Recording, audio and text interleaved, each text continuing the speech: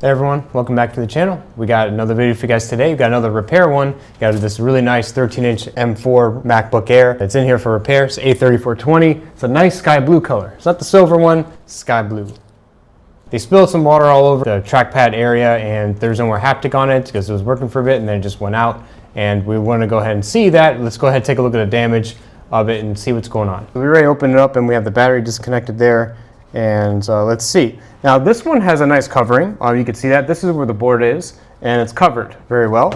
I have something over here that is a very similar model. I think it's like an M2 and you can see, yep, it has a nice little covering that goes over it because the board is very well protected. It's not quite welded, but it is protected for the most part in case there's any type of liquid spill or liquid damage.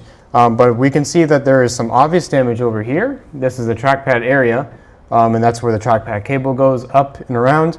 The trackpad itself connection looks to be okay, looks pretty healthy, but the problem is that there is some corrosion that you can pretty much see from here on it, so we're going to go ahead and remove that trackpad. The rest of the board looks pretty clean, right? We don't really see anything obvious there.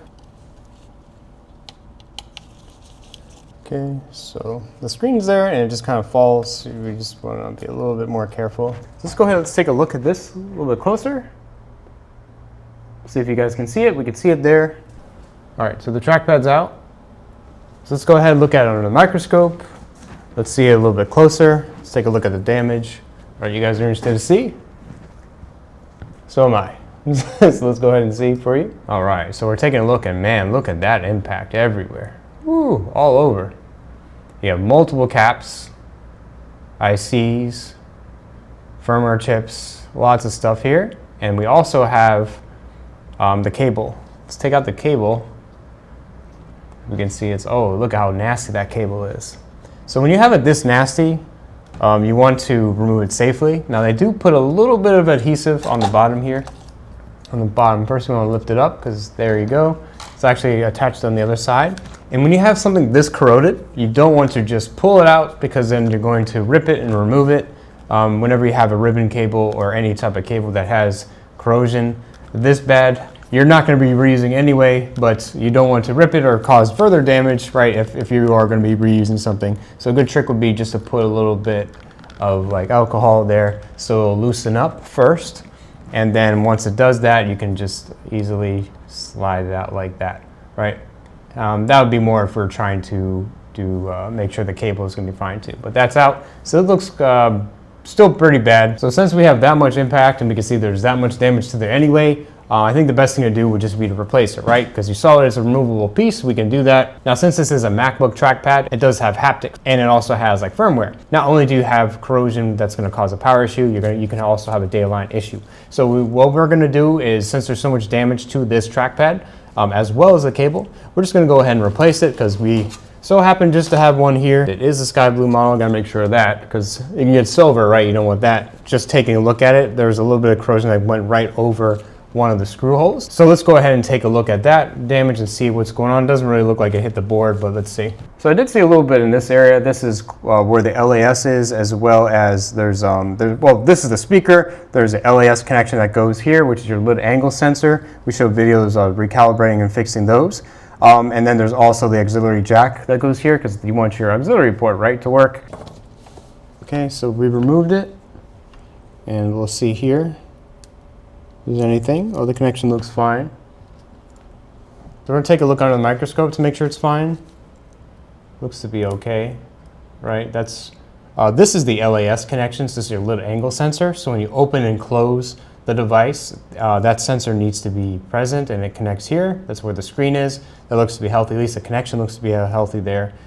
We also look at the auxiliary jack and there doesn't look to be any obvious damage, no corrosion. Nothing really there. The LAS looks pretty good. We'll put that back. We're going to put it in our trackpad. We're going to go ahead and test that with the trackpad in, just to make sure it looks good because it just looks like it mainly hit that area. The keyboard feels okay.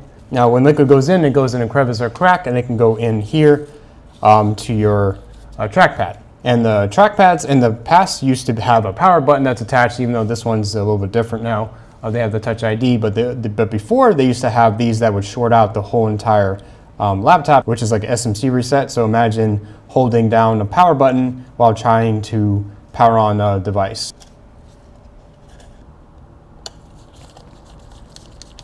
All right, so let's go ahead and let's test it out now with everything plugged back in. So I'm using my USB-C tester because we're gonna test for voltages here too. And we'll see if it comes on, which it probably should.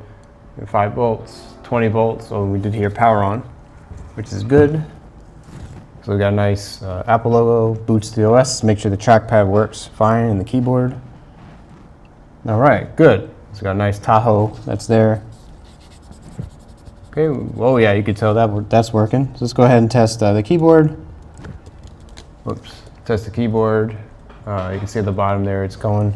Everything looks good. We're gonna go ahead, open up, take a look at the board. Most likely it's gonna be fine.